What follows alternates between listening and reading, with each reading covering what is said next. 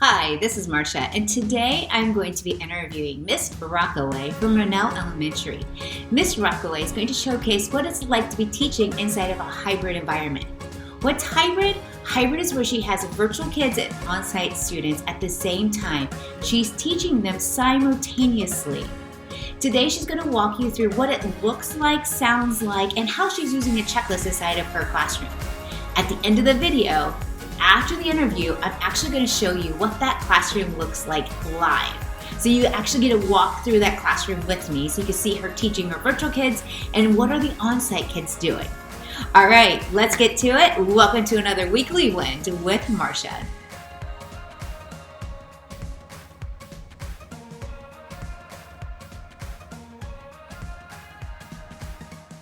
Here we go. All right. Hi, guys. Thanks for being here. I'm here with Kial Rockaway. Hi, Kial. Hi, how are you? Where are you coming from today? I am coming from Cypress, Texas, or Houston, Texas, from Rennell Elementary. And what do you teach, dear? I teach third grade math and science. And how's it going in this crazy pandemic year? It's going great. It's been a transition. But my kids are great and they're just soaking up the blended learning of the aspect of everything. So it's been good.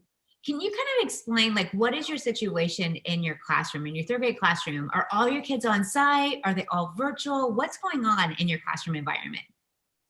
So what my classroom looks like is in the morning, I have some kids in class and then I have some kids online. So we're teaching the Zoomies at some points, and then we're teaching our in-person class. And then with my switch class, it's all in person.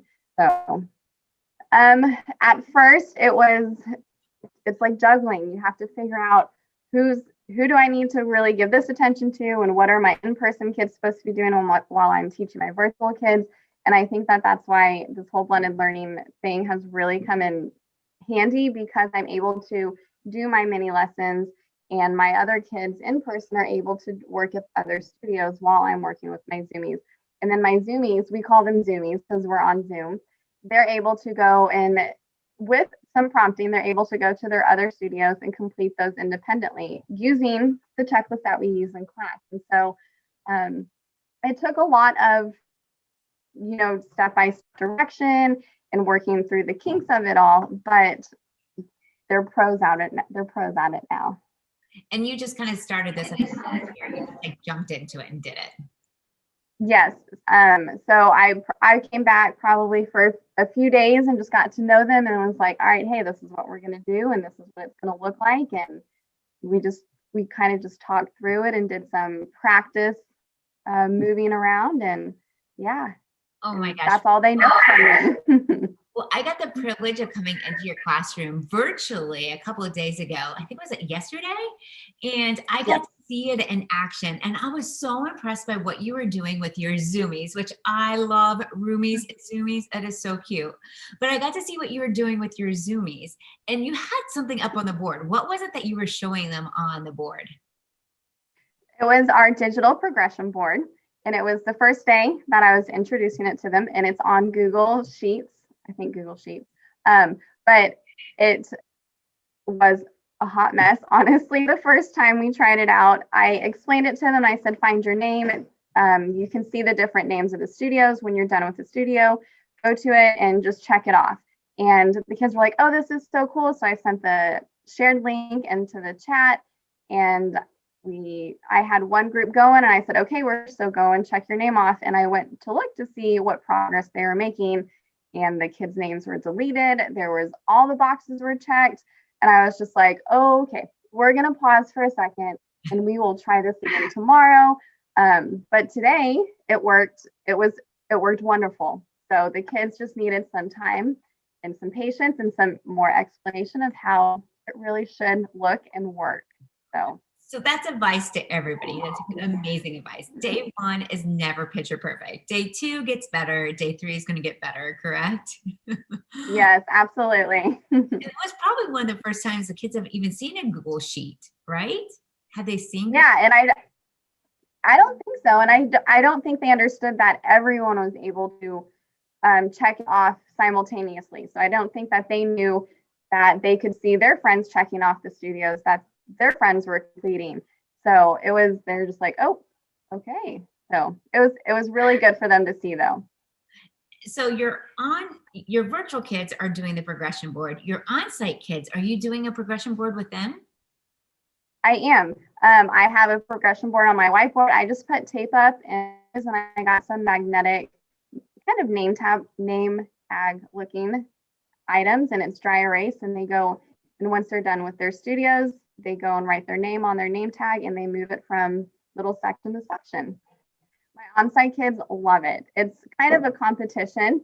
When they see their friend get up and move their name, they're just like, oh, okay, like I have 2 more minutes of my studio time. So I got to remember when I go in, when my timer goes off, and I'm going to go and move my name.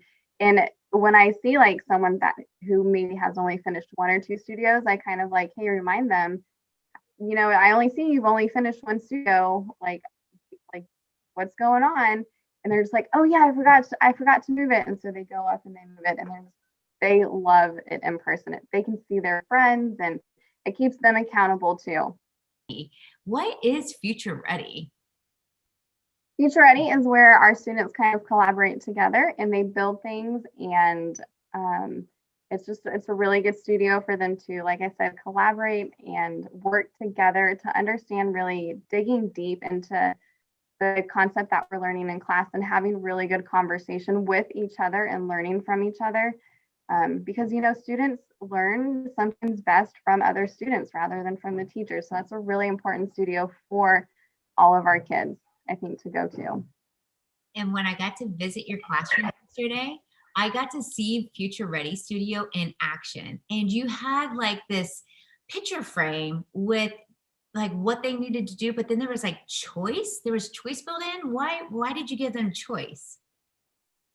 I think it's important to give the kids choice because not every kid wants to do the same thing or thinks the same way or produces things the same way. So knowing that they can go and kind of pick which one they want to do first, it kind of keeps them motivated to keep working. Be like, okay, well, I know I can do this activity. So I really like this one, so I'm going to do this one first, but I do know that I do have the ones to complete. And like I said, it kind of just keeps them motivated to go back to that studio is what they have to do. I love it. And you also had timers. I saw some really cool timers that you had set up, that the kids set their timer. What is the time limit at each of your studios? Right now, each studio is going to be 12 minutes. And so the kids know to set it for 12 minutes. And when it goes off, they stop the timers and they get up, go to the progression board and move on to the next studio. Also know that with the timers, whenever they know to pause the timers whenever they are called to my group with me. And so they know to go back after they're finished with me. They know that they still have to finish up their Future Ready studio. So they know with those timers that they have, let's say, 6 minutes to finish up. So they go back and they finish up that studio. So each kid has their own timer. Mm-hmm. And so they set it, you call them back, they stop, and then they go back and continue working on that activity. Yes. How do you keep track of everything? How do I keep track of everything? Well, we have checklists in class. And so they know, kind of looks like this. They have checklists, and it's the days of the week that we have, and it shows them what activities they're going to be doing. And so to make sure that so I put a lot of responsibility on my kids. I think that, they're growing adults, so they need responsibility for their learning with some help from us. But these checklists, they know that once they finish with me, they check off their mini lesson with me. And if they haven't checked off for their Future Ready, they know that they're supposed to go back to finish that up and then check it off their checklist. I love that you even have the 12-minute timers because it helps with the social distancing classroom because they can't be beside each other for 15 minutes or more, right? So if they sit for 12 minutes that they have to move on to the next studio. It took a lot of training and a lot of patience and understanding and an explanation. So in the first day, each day gets better. I promise each day gets better. I love it. One more question for you. What is your favorite tech tool? If you were to recommend any tech tool to anybody, what would that be? My favorite tech tool is kind of FlipGrid. It is FlipGrid.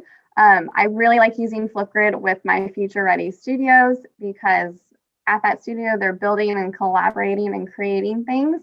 And I love going back and listening to why they created it and what it's representing as far as creating geometric shapes with their manipulatives at their studio.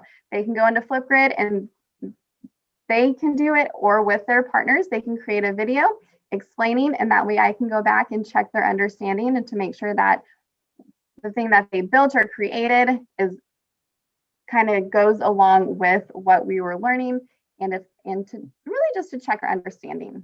Check for understanding. I love that. I love FlipGrid. There's so many fun things inside of FlipGrid, and it's free. Yep. All right, Miss Kial Rockaway, do you have a Twitter account that people can follow you at? I do. It is at Kial_Rockaway. Okay. Absolutely. Perfect. I will put that down at the bottom of the screen. I thank you so much for sharing with us. And I truly want to tell you how much I enjoyed virtually joining in your classroom. It was like a breath of fresh air, because even during a pandemic, we could still do mini lessons. We can still do studios. The kids can still collaborate and create, and there were still checklists, and it just felt we are used to. Yes, I completely agree, and thank you so much for coming in. We loved having you on the computer, but yes, we loved having you. I love it. All right, Ms. Rockaway, thanks for being here. We'll see you soon. Thank you. All right, bye. Thank you, Ms. Rockaway, for sharing all of those great tips and tricks, and that you love FlipGrid. FlipGrid is such a great tool to use in any classroom environment. Like I said at the beginning of the video, now we're going to take a look at what the classroom looks like in that virtual environment. So you can see both the virtual and the on-site at the same time. Okay, so now we are walking into Miss Rockaway's classroom. As you can see, I'm joining virtually, and I'm so excited because she has her progression board up on the screen, and she's working with the students virtually, her Zoomies, and talking to them about how to use that progression board. She is now explaining to me that, yes, I'm getting it started. I'm super excited. I really think that this is going to help the students as they progress in this virtual environment. So you can see that she has her shield up. She has using the hover camera. I love that hover camera. It makes life so much easier. Now here's the example of that Future Ready studio. The students are working back in their Future Ready studio area. They have their masks on. They're setting their timers. And what they're going to show you here in a quick second is the direction card. It's going to show you what they have to do. That's that picture frame that Miss Rockaway was talking about. Here you go. You can see it right here. So there's the Future Ready activities. The blue papers, the pink papers are the differentiated activities. So the kids are all going to do one activity together, and then based off of their level, they get to choose a different activity. So the students are using their checklist, which you'll see right here. She puts everything together in a packet so the students travel around with their packet of materials. When they get something done, they complete it, and that checklist is going to help guide them along the way.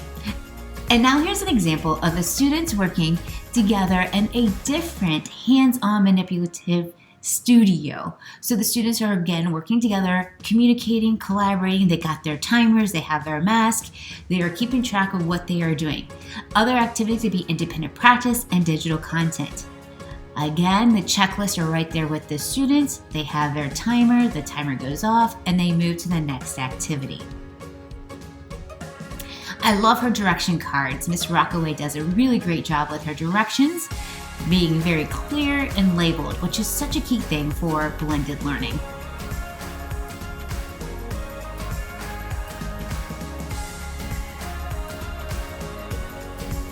Here's a student showing what their directions are on side of their checklist.